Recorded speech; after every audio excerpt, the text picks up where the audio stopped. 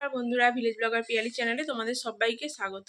তোমরা কেমন আছো? আশা করছি ভালো আছো। আমিও এখন একটু ভালো আছি। আমি মানে মা, অনেক দিন পর তোমাদের সাথে কথা বলতে চলে এলাম। আমার সিচুয়েশানটা আমি মিনি ব্লগের মাধ্যমে তোমাদের সাথে শেয়ার করেছিলাম। তো মা আগের থেকে অনেকটা ভালো। তো আজ বৃহস্পতিবার, আজকেও ডাক্তার দেখানোর ডেট, মানে ডাক্তারবাবু মাকে যেতে বলেনি, তো মায়ের প্রেসক্রিপশান নিয়ে যেতে বলেছে, কেমন থাকে না থাকে আবার ওষুধগুলো চেঞ্জ করে দেবে। তো আজও ডেট। সকাল থেকে তো আমি কোনো সময় পাইনি।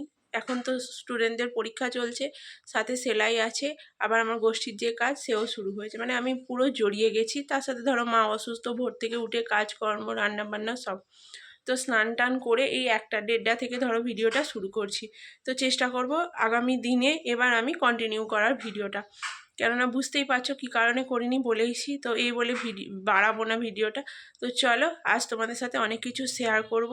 আর আজকে একটা বিয়ে বাড়িও আছে আমাদের একদম খুব নিকট রিলেটিভে, মানে আমার বাবার মামার ছেলের বিয়ে। তো মা একটু ভালো আছে, ও বাড়ির সবাইয়ের সাথে টোটো কথা হয়েছে। তো যাই হোক, কি হচ্ছে সে তো সন্ধেবেলা দেখবে।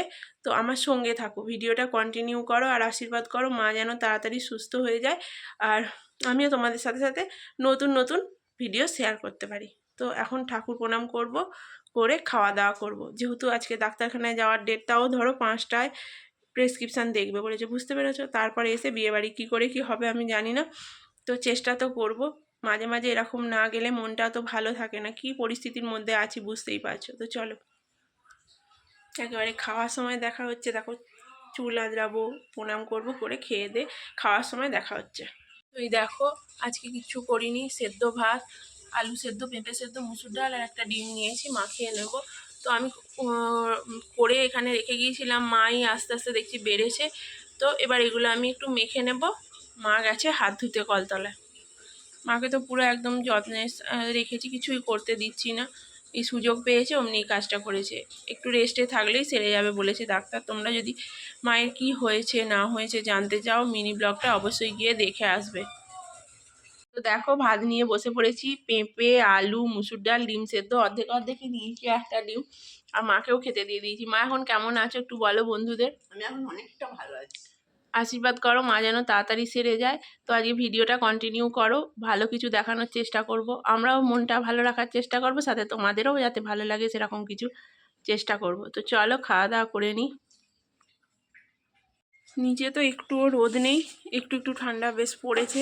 আর যে হারে আজকে হাওয়া দিচ্ছে, ঠান্ডা মনে হচ্ছে ভালোই পড়বে। আর ছাদে দেখো এত রোদ উঠেছে, মাও আসতে পারছে না। মা তো ছাদে এসে বসতো ঠান্ডাতে, উঠোনেও রোদ নেই। এত প্রবলেম হচ্ছে কি বলবো। আমি ছাদে এলাম, এই যে নেল পালিশ করবো। বিয়েবাড়ি যাবো, কাজ করে করে হাল খারাপ। কোনো রকম কালকে 2টোর সময় শ্যাম্পু করেছিলাম। আজকে ডাক্তার দেখাতে যাব বলে গোষ্ঠীতে যাবো না বলেই দিয়েছি। তো নিয়ে এসেছি, দেখি কি হয়। চুলটাও শুকনো করতে হবে। প্রচুর ঠান্ডাও লেগেছে। ভোরবেলায় 6টার সময় উঠছি, যদিও 6টাটা ভোর নয়। তো আমার কাছে বুঝতেই পারছো। ছাদে এসেছি, গাছপালাগুলো একটু দেখাই তোমাদের। দেখো, নতুন গাছ নিয়ে এসেছিলাম সেই দিনে। এই যে গাঁদা গাছ, চন্দ্রমল্লিকা, আগের গাঁদা গাছগুলোতে ফুল ফুটেছে। আর এই দেখো, এই গাঁদা গাছটা না ঝিম হচ্ছে। চলো বসি, আমি হাঁপিয়ে গেছি পুরো।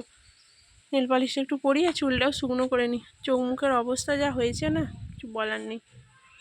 রেডি হয়ে গেছি, সোয়েটারও পরে নিয়েছি, বাইরে যথেষ্ট ঠান্ডা। তো চলো, মা রয়েছে, আমি যাবো যেহেতু। আমি বেরিয়ে পড়ি, 4টে বাজে, 5টা বলেছে। এবার ধরো বাস স্ট্যান্ডে যাবো, বাস ধরবো, আধ ঘন্টার ব্যাপার। তাহলে একটু আগে বেরিয়ে যাই, হেঁটে হেঁটে যাবো। তো চলো, মাকে রেখে যাচ্ছি।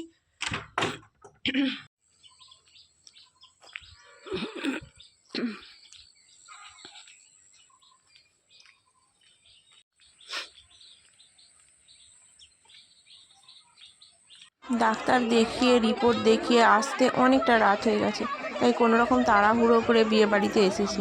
আস্তে আস্তে যেহেতু অনেকটা দেরি হয়ে গেছে, কন্যাযাত্রীও ঢুকে গেছে, তাই এত ভিড় দেখে বুঝতেই পারছো। বর কনের সামনে পর্যন্ত যেতেই পারছি না, দূর থেকে যেটুকুনি সম্ভব তোমাদেরকে দেখালাম। এইভাবেই আমরা নিয়ে এসেছি। আর তারপরে তো খাওয়ার লাইনে ভিড় যাচ্ছে, তাই অবস্থা। এত ভিড়, কোনো রকমে খেয়ে দিয়ে দাদু দিদার সাথে দেখা করে আর বাড়িতে যাওয়ার জন্যে রডি। তো এইমাত্র বিয়েবাড়ি থেকে ফিরলাম, অনেকটা রাত হয়েছে, সেইভাবে ক্লিপ নিতে পারিনি। কি ঘটনা হয়েছে তোমাদের পরে বলবো।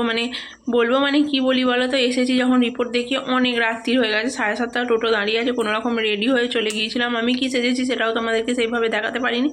দেখতেই পাচ্ছ চুলটা শুধু একটা গাটার দিয়েছিলাম আর চুড়িদার পরে সোয়েটারটা পরে নিয়েছি, কিচ্ছু সাজতে মানে একটু সময় পাইনি, গেছি অনেক রাত হয়েছে, মায়ের পায়ের ব্যথাটা তো বেড়েছে, মানে ধরো হাঁটাহাঁটি করা বারণ, গেছে পারেইনি, একটু দাঁড়িয়েছে, কোনো রকমে কোনো ছবি টবি এইভাবে তোলা হয়নি, খেয়েছি কোনো রকমে, খেয়ে একদম বাড়ি, একদম পায়ে ব্যথা হয়ে গেছে মায়ের, দেখো না।